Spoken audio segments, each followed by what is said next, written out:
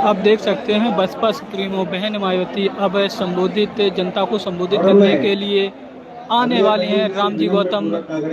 जी अब संबोधित करने के लिए देख रहे हैं।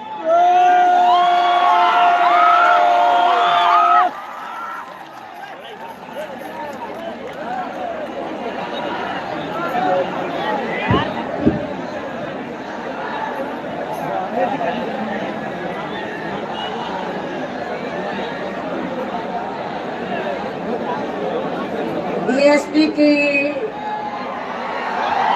इस विशाल चुनावी जनसभा में इकट्ठा हुए पार्टी के सभी छोटे बड़े पदाधिकारी, नेता एवं कार्यकर्ता दल तथा अपार संख्या में आई हुई हमारी माताएं एवं बहनें, आज आप लोग यहाँ बिहार प्रदेश में विधानसभा के लिए हो रहे आम चुनाव में अपनी पार्टी सभी 266 में जो मेरे परिवार में जुड़े हुए हैं उनको बहुत बहुत धन्यवाद। ऐसी लाइव पर जुड़े पार्टी के राष्ट्रीय संयोजक श्री आकाश आनंद को भी सुनने के लिए यहाँ भारी संख्या में, यहाँ लाखों लाखों की संख्या में आप लोग इकट्ठा हुए हैं, तो उसके लिए मैं आप सभी लोगों का हार्दिक दिल से आभार प्रकट करती हूँ। जिनको कामयाब बनाने के लिए आपके स्टेट के पार्टी के केंद्रीय प्रभारी श्री रामजी गौतम, राज्यसभा सांसद व इनके सभी साथी भी पूरी मेहनत व जिम्मेवारी के साथ लगे। और अब मैं सबसे पहले इस चुनाव में अपनी पार्टी के बारे में सभी 300 साथी जो लाइव पर जुड़े हैं बहुत बहुत धन्यवाद। ऐसे ही लाइव को शेयर करते रहें। यहाँ आपके बिहार प्रदेश में हो रहे विधानसभा का चुनाव अकेले अपने बलबूते पर पूरी तैयारी व दमदारी के साथ लड़ रही है। और ये अकेले चुनाव लड़ने का फैसला हमारी पार्टी ने इसलिए लिया है क्योंकि गठबंधन के तहत चुनाव लड़ने के मामले में अभी तक के रहे अनुभव के मुताबिक हमने जिस भी पार्टी के साथ गठबंधन करके कोई भी चुनाव लड़ा है तो हमारी पार्टी का दलित बेस वोट तो एक तरफा गठबंधन की पार्टी को चला जाता है, लेकिन उस पार्टी के लोगों की जातिवादी मानसिकता के चलते उनकी पार्टी का अधिकांश वोट हमारी पार्टी को नहीं मिल पाता है, अर्थात दलितों की तरह ट्रांसफर नहीं हो पाता है, बल्कि उनका ये वोट अंदर अंदर दूसरी पार्टी के खासकर उच्च वर्ग के उम्मीदवारों को ही चला जाता है। और फिर वहाँ हमें केवल दलित व थोड़ा बहुत अपनी पार्टी से अन्य कमजोर वर्गों का थोड़ा वोट ही पड़ पाता है, जिससे उन सीटों पर हमारी पार्टी के ज्यादातर उम्मीदवार कामयाब नहीं हो पाते हैं तथा पार्टी का वोट प्रतिशत भी काफी हद तक कम हो जाता है। ऐसे में अब हमारी पार्टी ने ये फैसला लिया है, ये तैयार किया है कि हमें ऐसी सभी जातिवादी पार्टियों से गठबंधन करके चुनाव लड़ने की बजाय बल्कि बहुजन समाज के हर अंग को अर्थात SC, ST, OBC व इन्हीं की ही तरह दुखी व पीड़ित मुस्लिम एवं अन्य धार्मिक अल्पसंख्यक समाज के साथ ही अपर कास्ट समाज में से अति गरीबों को भी भाईचारे के आधार पर सीधे ही पार्टी से जोड़कर हमें फिर अपनी पार्टी को सत्ता में लाना है, हुकूमत में लाना है। और ये सब हमने आपका जो पड़ोसी राज्य है उत्तर प्रदेश, और ये सब हमने तो आपके पड़ोसी राज्य जो आबादी के हिसाब से देश का सबसे बड़ा प्रदेश है, वो हम उत्तर प्रदेश में करके भी दिखाया है। इसलिए इन सब बातों को ध्यान में रखकर अब हमारी पार्टी आपके बिहार प्रदेश में भी अकेले ही यहाँ विधानसभा का चुनाव लड़कर सत्ता में आना चाहती है। लेकिन यहाँ सरकार, मैं ये भी कहना चाहती हूँ, लेकिन यहाँ सरकार न करने की स्थिति में यदि हमारी पार्टी बैलेंस ऑफ पावर की बन जाती है इस चुनाव में, यदि हमारी पार्टी बैलेंस ऑफ पावर भी बन जाती है, तो तब फिर हमारी पार्टी जरूरत पड़ने पर यहाँ सरकार बनाने वाली पार्टी को अब फ्री में बाहर से समर्थन नहीं देगी। फ्री में बाहर से समर्थन नहीं देगी, बल्कि अपनी शर्तों के आधार पर उस सरकार में ही शामिल होकर अपने लोगों का कुछ हद तक विकास में उत्थान आदि कराने का ही पूरा प्रयास करेगी। इसके अलावा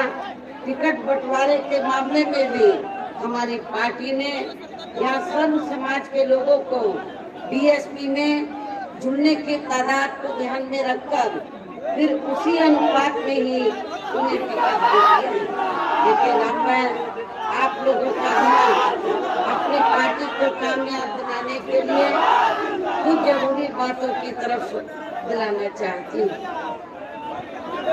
आप लोगों को मालूम है कि अपने देश को आजाद हुए अब वर्षों बीत चुके हैं, और आजादी के बाद इस लंबी अवधि में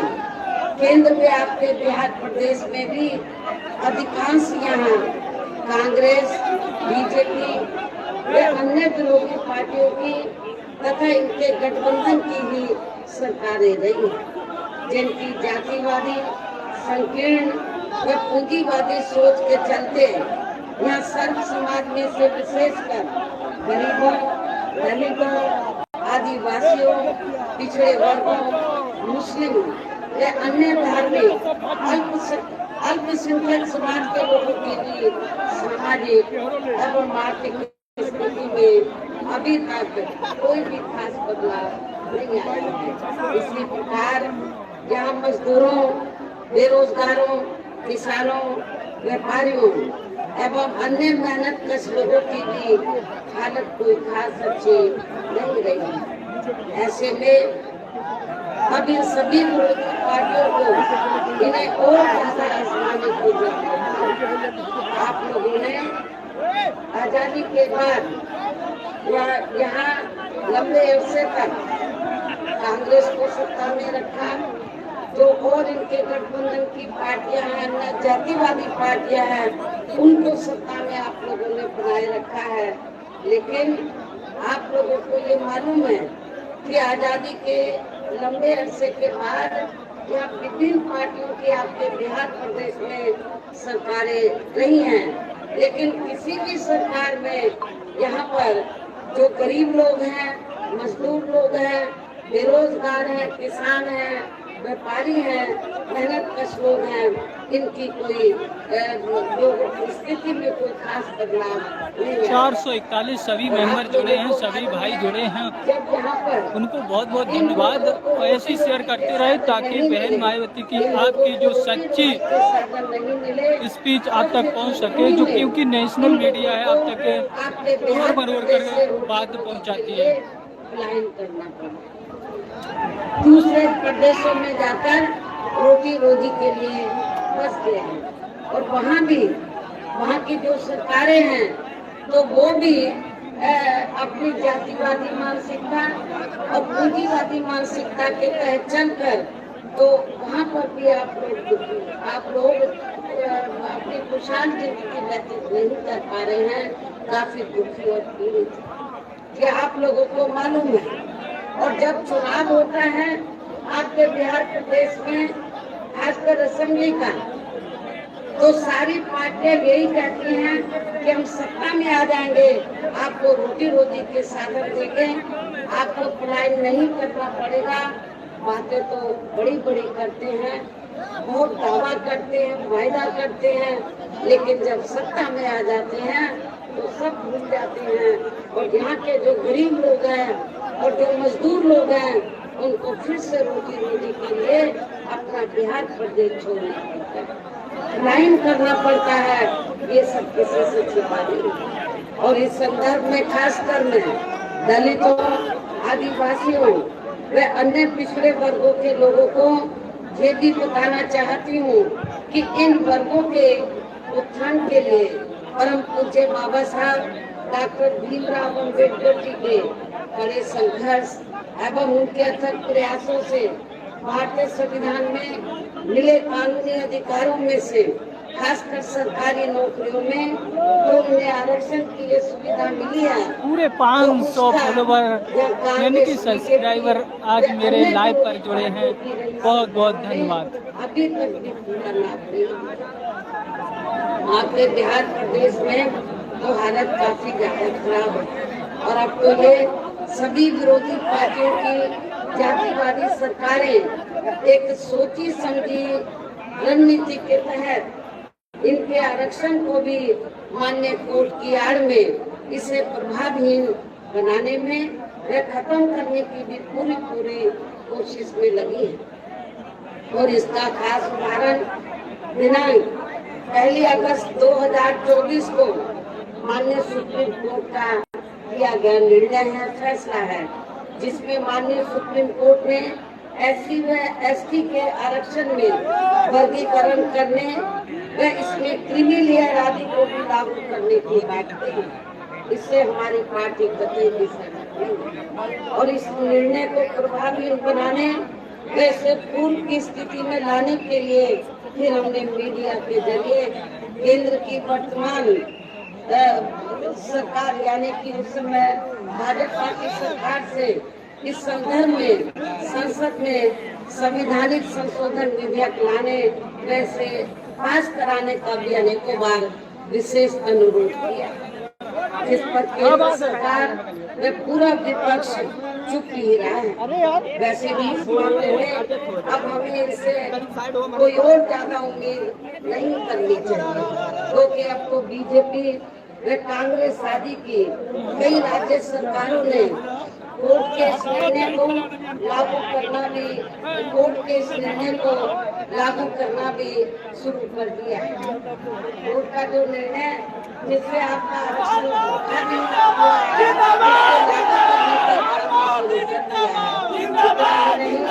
बल्कि माननीय कोर्ट ने अपने इस निर्णय को लागू कराने का अब ये अधिकार यानी कि अपना आरक्षण प्रभावी हो रहा है। तो इतना ही नहीं बल्कि माननीय कोर्ट ने अपने इस निर्णय को लागू कराने का अब ये अधिकार सीधा राज्य सरकारों के ऊपर ही छोड़ दिया। तो पहले संसद में राष्ट्रपति जी के पास होता था और अब राज्य सरकारें इस निर्णय की आड़ में इन वर्गों को आरक्षण के नाम पर बांटकर इन्हें आपस में लड़ाई और इसका फूटबालों व राजकरों की नीति की तरह ही पूरा राजनीतिक लाभ भी उठाएंगे। जबकि कांग्रेस के श्री राहुल गांधी ने तो विदेश में जाकर सितंबर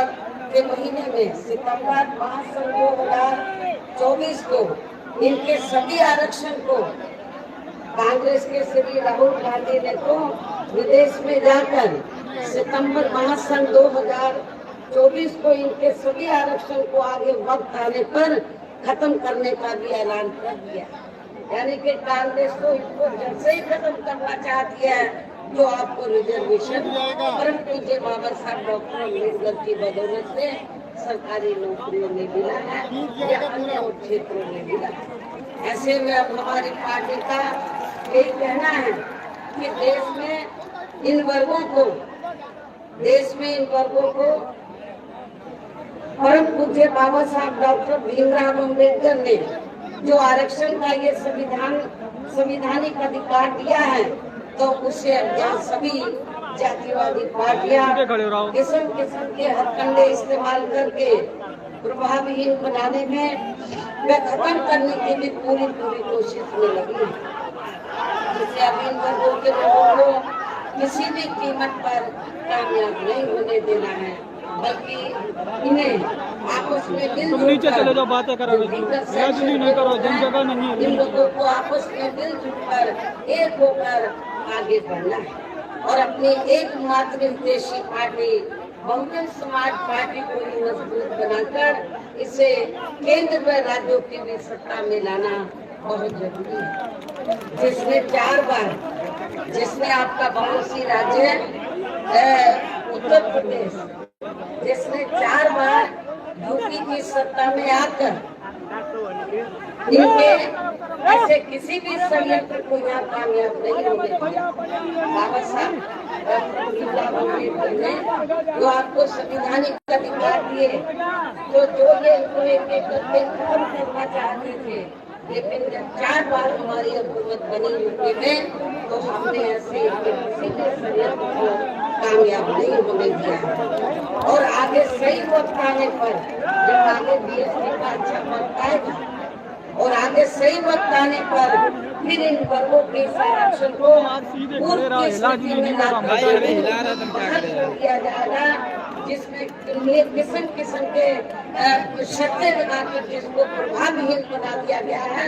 उन शर्तों को सबको हटाकर पूर्व की स्थिति में इसको लाया जाएगा। साथ ही इनकी बढ़ी हुई आबादी के हिसाब से इन्हें आरक्षण का पूरा लाभ भी दिया जाएगा। जो SC/ST ओबीसी वर्गों के लोग हैं,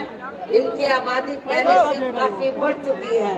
लेकिन आरक्षण का कोई पुराना वादा चल रहा है। लेकिन जब हम लोग पावर में आएंगे, सत्ता में आएंगे, तो इनकी बढ़ी हुई आबादी के हिसाब से इनके आरक्षण के कोटे को भी जरूर बढ़ाएंगे। जबकि इसी मानसिकता के तहत चलकर ही केंद्र व राज्यों में कांग्रेस, बीजेपी व अन्य जातिवादी पार्टियों की भी अब तक रही सभी सरकारों ने इनका आरक्षण का कोटा अभी तक भी पूरा नहीं किया है, जिससे फिर अंत में किसी न किसी रूप में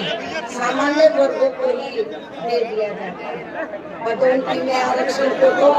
इन्होंने बहुत पहले ही बिहार में इसे काफी हद तक खत्म कर दिया है। इसके साथ ही केंद्र व राज्यों की भी सरकारों द्वारा इन वर्गों के लोगों को प्राइवेट सेक्टर में आरक्षण दिए जाने की व्यवस्था किए बिना ही इनके ज्यादातर सरकारी कार्य अब यहाँ प्राइवेट सेक्टर के जरिए ही देश के अधिकांश बड़े बड़े पूंजीपतियों व धोखा सेठों को ही दिए जा रहे हैं, जिसके कारण आपके यहाँ बिहार प्रदेश सहित पूरे देश में अब इन वर्गों के लोगों को आरक्षण का बहुत कम ही लाभ मिल पा रहा है। और इससे अब पूरे देश सीधे खड़े रहो यार, मोबाइल पे आए रहो। सेक्शन के लोग हैं, खासतौर से ST, दलितों व आदिवासियों के साथ साथ अन्य पिछड़े वर्गों के लोगों को भी काफी ज्यादा नुकसान होता है। जबकि अन्य पिछड़े वर्गों के लोगों को ये भी मालूम होना चाहिए, जो बैकवर्ड क्लास के लोग हैं, उनको ये भी मालूम होना चाहिए कि इन्हें मंडल कमीशन की रिपोर्ट के तहत आरक्षण की सुविधा केंद्र में कांग्रेस पार्टी की रही सरकार में नहीं, बल्कि बीएसपी के कड़े संघर्ष प्रयासों से केंद्र में रही श्री VP सिंह की सरकार में ही मिली, जिसका भी अब यहाँ जातिवादी विरोधी पार्टियों की चल रही सरकारें इन्हें पूरा लाभ नहीं दे पा रही हैं। इसके साथ ही श्री VP सिंह की सरकार में ही इन वर्गों के मसीहा और पूज्य बाबा साहब डॉक्टर भीमराव अम्बेडकर को भी यहाँ भारत रत्न की उपाधि से सम्मानित किया गया है, जिसके लिए वो हर प्रकार से पात्र हुए थे। जबकि इन्हें ये सम्मान इनके जीते भी केंद्र में रही कांग्रेस पार्टी की सरकार में बहुत पहले ही मिल जाना चाहिए था, लेकिन कांग्रेस पार्टी जबरदस्त दलित विरोधी है, परम पूज्य बाबा साहब डॉक्टर अम्बेडकर के खिलाफ है, लेकिन केंद्र की सरकार ने परम पूज्य बाबा साहब डॉक्टर अम्बेडकर को भारत रत्न की उपाधि से सम्मानित नहीं किया है। लेकिन दलितों की वोट की खातिर कांग्रेस के नेता लोग खासतौर से श्री राहुल गांधी भारतीय संविधान को हाथ में लेकर लोगों को दिखाता रहता है, खेलता रहता है संविधान के साथ, लेकिन दबे पिछले लोगों को इनको से कोई नहीं दे रहे हैं। कांग्रेस पार्टी की किंतु कांग्रेस पार्टी की रही सरकार ने अपनी जातिवादी मानसिकता की वजह से इनके देहांत के बाद भी इन्हें सम्मान नहीं दिया। परम पूज्य बाबा साहब डॉक्टर अम्बेडकर को सम्मान नहीं दिया था जो इनके द्वारा बनाए गए, जैसा कि मैंने अभी आप लोगों को बताया कि जो इनके द्वारा बनाए गए संविधान के अब अपने स्वार्थ में करते रहते हैं। इतना ही नहीं बल्कि इनके कार्यों को आगे बढ़ाने वाले महान व्यक्तित्व माननीय श्री काशीराम जी के देहांत होने पर उस समय केंद्र में रही इसी कांग्रेस पार्टी की सरकार ने इनके सम्मान में एक दिन का भी राष्ट्रीय शोक घोषित नहीं किया था। इससे भी वर्गों के प्रति इस कांग्रेस पार्टी की हीन व जातिवादी मानसिकता साफ झलकती है और यही स्थिति बीजेपी व अन्य और जातिवादी पार्टियों की भी हमें नजर आती है। इसके साथ ही इन वर्गों के लोगों को जुर्म जाति से निजात दिलाने के लिए जो भी नियम व कानून आदि बने हैं तो उन पर भी केंद्र व राज्यों की जातिवादी सरकारें सही से अमल नहीं कर पा रही हैं, जिससे अब इनके ऊपर शोषण करने वाले लोगों का मनोबल और भी ज्यादा बढ़ा है। और ये सब हमें यहाँ आपके बिहार प्रदेश में भी काफी कुछ देखने के लिए मिलता है। इसी प्रकार हमें पूरे देश में मुस्लिम व अन्य धर्म में अल्पसंख्यक समाज के लोगों की भी हालत कोई खास अच्छी नजर नहीं आती, जिसका काफी कुछ खुलासा सज्जन कमेटी की रिपोर्ट में भी किया गया। इनके साथ साथ अपर कास्ट समाज में से खासकर गरीब लोगों की आर्थिक स्थिति अभी भी यहाँ पूरे देश में काफी ज्यादा खराब व दयनीय बनी हुई। इनके अलावा आपके बिहार प्रदेश सहित पूरे देश में सर्व समाज में से विशेषकर यहाँ गरीब, मजदूर, किसान, कर्मचारी, छोटे व्यापारी एवं अन्य मेहनतकश लोग भी अपनी विभिन्न समस्याओं को लेकर अभी भी हमें काफी ज्यादा दुखी व परेशान ही नजर आते हैं। और इन सब की मुख्य वजह हमारी पार्टी केंद्र में व आपके बिहार प्रदेश में भी जब तक की रही सभी विरोधी पार्टियों की सरकारों की गरीब व किसान विरोधी तथा इनकी जातिवादी संकीर्ण व पूंजीवादी मानसिकता के तहत बनाई गई उनकी गलत नीतियों एवं गलत कार्य प्रणाली को ही पूरे तौर से जिम्मेवार मानकर चलती है, जिसके कारण ही आए दिन यहाँ पूरे देश में गरीबी, बेरोजगारी व महंगाई आदि भी काफी ज्यादा बढ़ रही है, जिससे आम जनता काफी ज्यादा दुखी व चिंतित भी है। इसके साथ साथ अभी भी अपने देश में भ्रष्टाचार हर स्तर पर काफी ज्यादा फैला हुआ है, जिससे आपका खुद का अपना बिहार प्रदेश भी अछूता नहीं रहा है। और इन सब के लिए हमारी पार्टी आजादी के बाद से लेकर अभी तक केंद्र व देश के अधिकांश राज्यों में तथा आपके खुद के अपने बिहार प्रदेश में भी ज्यादातर सत्ता यहाँ गलत पार्टियों में से खासकर कांग्रेस, बीजेपी व इनके गठबंधन दलों के हाथों में ही आने को मानकर चलती है, जिनकी जातिवादी, संकीर्ण व पूंजीवादी सोच अभी तक भी नहीं बदली है। और इन सभी विरोधी पार्टियों को हमारी पार्टी इसलिए जिम्मेवार मानकर चलती है क्योंकि शुरू से ही लगभग ये सभी विरोधी पार्टियां केंद्र व देश के अधिकांश राज्यों में भी ज्यादातर यहाँ बड़े बड़े पूंजीपतियों व धनासेठों की आर्थिक मदद से ही सत्ता में आती रही है। और सत्ता में आ जाने के बाद फिर ये सभी विरोधी पार्टियां अनेकतर मामलों में अपनी आर्थिक एवं अन्य सभी नीतियां या गरीब एवं आम जनता की समस्याओं को दूर करने के हिसाब से तैयार नहीं करती हैं, बल्कि देश के उन बड़े बड़े पूंजीपतियों व धनसेठों को ही फायदा पहुंचाने के हिसाब से सभी जो मेरे लाइव पर 714 जुड़ चुके हैं उनको बहुत बहुत धन्यवाद। से चुनाव लड़कर ज्यादातर ये पार्टियां केंद्र व आपके राज्य सहित अन्य राज्यों में भी अभी तक यह सत्ता में आती है, जिसके कारण ही अब पूरे देश में वे आपके खुद के अपने बिहार प्रदेश में भी अभी भी हमें यहाँ सर्व समाज के लोग अपने विभिन्न समस्याओं को लेकर काफी ज्यादा परेशानी